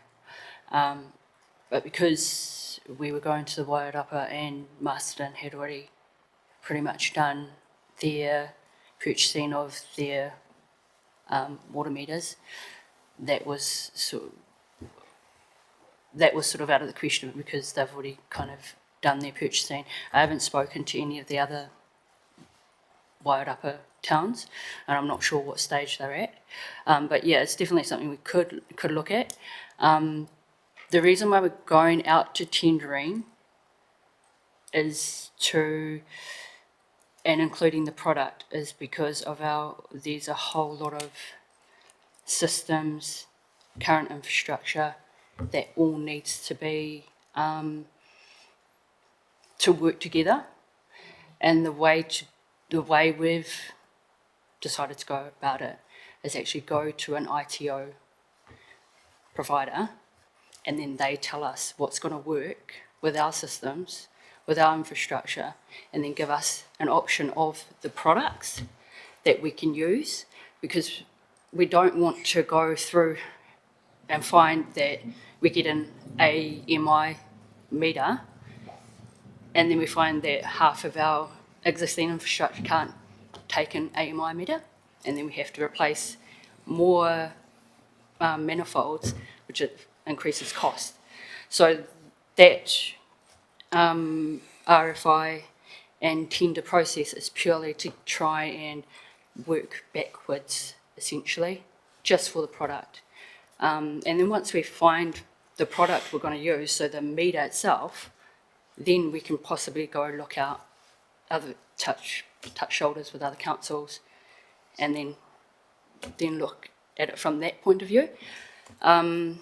So that was the decision to engage with the systems, because we don't want to reinvent the wheel if we can get something that's going to work for us as a council, not change everything to work for a meter and just increase the cost.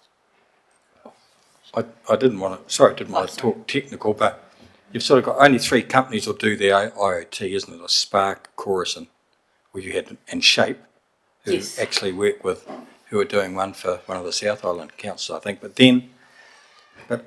you made the comment, we don't have any, we've got nothing that IoT will be reading at this stage, have we? We're only, We do actually have a current IoT system. but, We sorry, we do currently have an IoT system that reads the extraordinary users. It reads their meters, but they're quite a manual meter, so someone has to go around and read them. But it reads back into an IoT system that we currently can get data from and collect data. But so if we can, which they've already spent quite a significant amount of money to implement, so if we can use and work off the back of that, we're not losing out on something that we've already spent quite a lot of money investing in. so was it intention not to replace the 600 odd metres we've already got?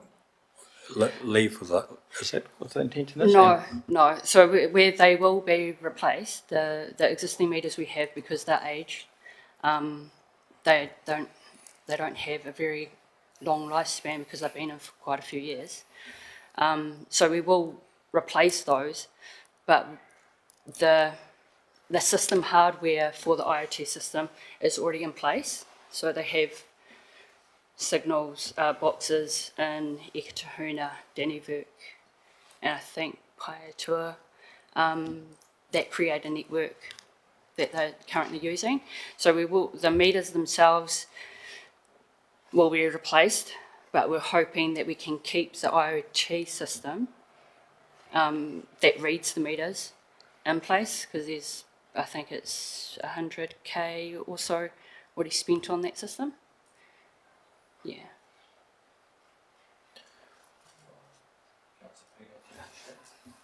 Thanks, Chair Kerry. Yeah, my understanding was that all the extraordinary users are already on IoT meters anyway, but there are problems with those meters, that some of them are not reading, and even though they haven't been in all that long, it'll only be 5 years or so, if that. Yeah, that is correct. So the current extraordinary users because the IoT system hasn't been maintained, because they're essentially going around manually reading them. It hasn't been used to its best capability, so we want to try and change that and hopefully save us a bit of money in the end. And also the operational costs for someone to run around taking all the readings would be a lot easier. So yeah, you are right. They are using it, but it's just not as good as it could be, which we hope the IoT providers will be able to assist us with in creating that network. Thanks, Chair Kerry. Some of it's been covered, but I'm a little bit along the same lens as Chair Kerry, that I know you don't want a decision, but this kind of looks like if we pushed go tomorrow, am I correct in understanding then, Priscilla, because it's a fantastic piece of work, you must have had your head down for quite a while putting this together, but am I to understand that we understand in Dannevirke we've got about 80% where we could, of our connections, where we could install? So I'll package this all together. Okay. So just bear with me, Priscilla. About 80% coverage would be good to go for Dannevirke. We understand that we would choose Dannevirke because I think you've said we know that it's probably the biggest area in our district where we've got the water loss, so that's something to consider. And we have a largest number of connections. But, and if you just let me finish this bit, if we push go tomorrow, it would still take 4 years to do Dannyvert. Is that correct? So it would still take, by the time we rolled out, if we said get on with it, no, because I read in there that the wrap up of the project closeout would be by 2029. So that's that was point number 6 on our page of page 40. So I'm trying to get a timeline around from woe to go for one town. It would be this. So we'll put that to the side because Mike is not going to like this question. But I'm all about the risk management. And from what I interpreted from what you said, Mike, that we have taken the LTP money that we've set aside for this from 10 years. It's being recommended we squeeze that into 3 and 5. So we bring it half the budget, not half the budget, no, half the time frame. And what have we got in our next annual plan that will allow us to, and I hate to use this term, to tread water while some of all of these other things, of which Chris in his international hotel will be investigating Akatio backflow meters as we speak, will be included in this. I'm trying to understand, have we put enough dots to follow that as we not make a decision, but using all of this information, if I know you're looking at me, Brian, going, what on earth does she mean? I'm trying to make sure that from all of these pieces of the puzzle, that while we still wait, we've got something in our tanks in the next annual plan that will mean if we had to do something, we can. That's the assurance I'm looking for, Priscilla. Sorry. I'm not asking for a lot. No. Yeah. So. Yeah, I cover up budgeting. Sorry. Oh, you answer the first few. Sorry. So I just wanted to clarify. So the 4 years for the work to be undertaken, it's not just for Dannyvert. We're trying to. Yeah. So we're starting in Dannyvert, and then we're rolling out to the other towns. That's good news. Yeah. For me to understand. Thank you. And also the 80% is actually across the district. So it's not just Dannyvert. So there's, That's good to know. That reassures me that it's across the district, even though we're starting in Dannyvert. yeah. And another note. And I think you had there was another question in there? Yeah. Budget. So the reason why it's condensed is because of the time frame. When shorten the time frame, we need the money to be able to do the work and just continue with that flow. So I hope those have. I'm a little bit more reassured that we're not going to be dragging this out for years and years and years. But, and I guess Mike's the one that can answer the question. Have we got enough in our annual plan tank in the next year? From the work that we did with Sarah, yes, we do have some money to start this in. Thank you. Brian, Mayor Tracy, and no? So just, through your chair, just provide a little bit of clarity. So the push go button was through the previous LTP. As with a lot of contracts, things come forward and back over multiple years. So there has been some adjustments this annual plan. Just something for council to be aware of and staff is that there will be a stage where any approvals to adjust long-term plans will need to go through a different process once a CCO will be set up as well, because we won't potentially have the ability to do that. We might have one more crack at this in terms of our next LTP, but then there'll be a different mechanism, in my view, on how 3 water budgets will be, because effectively 4 councils will commit to a 10-year plan, and then the CCO will have to create their own strategic and 10-year plan as well. So any, and this is probably not just for the water metering, it will be for any ongoing water projects. If we do want to make significant changes, there will have to be a mechanism where council or through the CCO might have to make those adjustments, or the CCO will decide what then gets pushed forward or pushed out, and that potentially then has to come back to councils. And this is when it gets a bit technical in terms of how the CCO will run based on the letter of expectation and the model. So those are some of the technical elements that will need to be worked through as we work over the next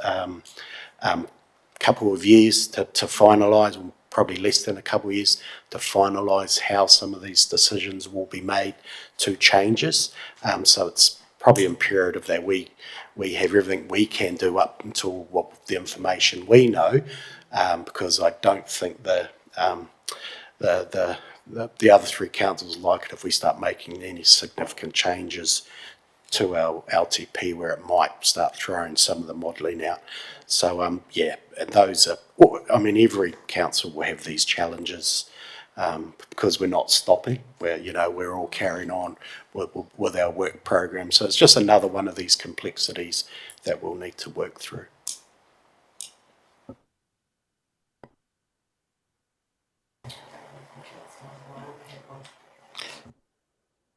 Sorry. Thank you, through Chair Kerry.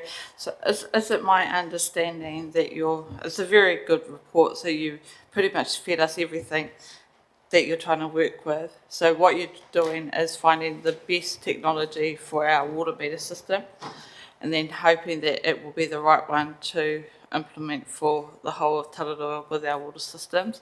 We've already got this within our LTP, so we've already got the finances already there, so we're just continuing on with the project, correct? And with the new CCO, they already have our LTP, so they already expect for us to continue on with the water metering. Am I right? Is that pretty much what we're doing? Okay, thank you.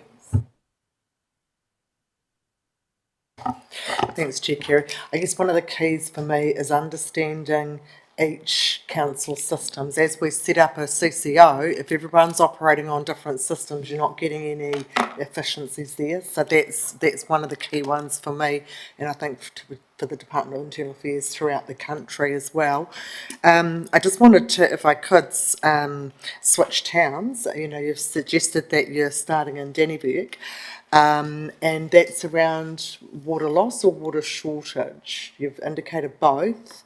But I guess for me, in Northwood, we've got an issue that's there and now. So I've noticed the connections, my understanding was 71. I now see 80 in the report.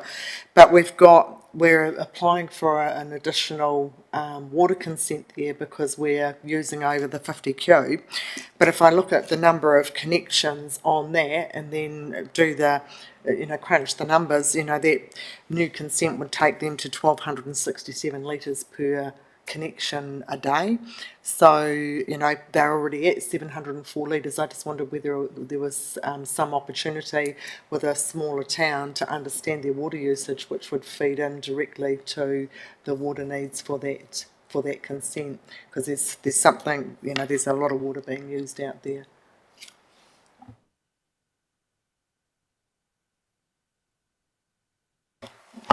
Yes, I think that's a fair point for Northwood. Yep, it's definitely a consideration that we could look at putting into the program. It is a smaller number of connections, I suppose, to begin with. However, just knowing our one with Dannevirke at the moment, and I guess from mine looking at the project objectives and benefits, I kind of was likening it in my own head to the I&I stuff that we've been going with, just having a better understanding of the flows and everything else in the network.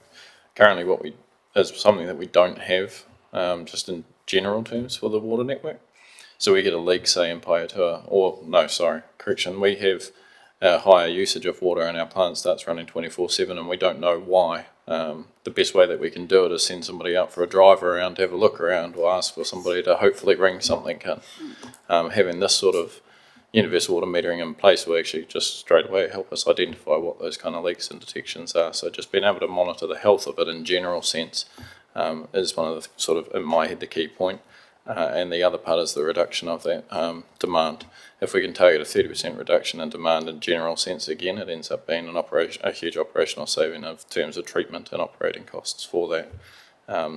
So those are the sort of two, at least ones from my own point of view, from the benefits and objectives. I do take the point on also we could have a bit more of a conversation about that and see how we go with aligning it to the project. I don't think, Mike, there's any argument around here really that the benefits for putting IMI meters into our networks in areas like this, and Eugene mentioned just with wastewater, but it's the same with water, isn't it? I mean, the benefits are just unbelievable, and when you read about what's happening where they've put them in other places around the world, there's no argument about the direction we're going. It's just about cost, timing, and how we work with other places. I've got the old ride your bike and read the manual meters, isn't it, really? But yeah, no, I mean, like, thank you, Chair. It's exactly the sort of situation that we face, when we were doing the water demand shortages committee that we had going around the summer period. We had some, high usage coming out of Paetua. Paetua is on restrictions, but, our plant starts running. We've got to go around and figure out who's drawing a huge amount of water, what's happening, why is it happening, and all we get is exiting the plant is huge. So we've got to go and look around an entire network. So those kind of things would help. Thanks, Mike. We've had a pretty good debate, because we're running a bit against time. So should we just, I think everyone's got a fair feeling where we all are, perhaps. Not perhaps, where we are. Should we just move to receive this report? And that's all we need to do, isn't it, at this stage? Just receive it. And thanks very much, Priscilla, Chris, and Mike for that, and we keep charging forward. So we'll have a mover and a seconder, Councillor Peter and Councillor Sharon. Thanks very much, Sharon. All in favour? Against? Carried. Thanks very much, Priscilla. It's a bit of a hot seat, but you've done well. We're a little bit behind councillors, but we have Mike's portfolio project report. We could probably whip through that really quickly, Mike. So are there any councillors, we could just receive that report. If there's no major questions, we'll just might receive it and be done with it. So any questions about any of the sheets? We'll go around the table, shall we? Oh, thanks, Chair Kerry. I just want to ask the Pahiatua poll, who will take over as project sponsor when the Chief Executive exits? Hamish? Thank you.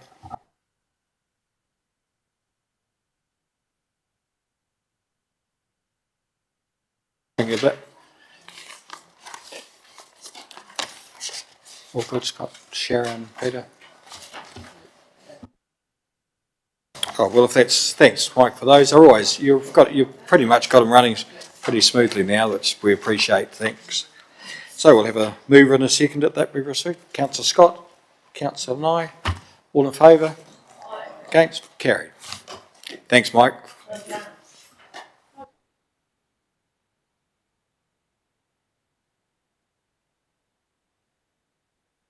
We'll close the infrastructure EC meeting and have a breather. Cup of coffee. Thanks very much, Hamish. Thank you.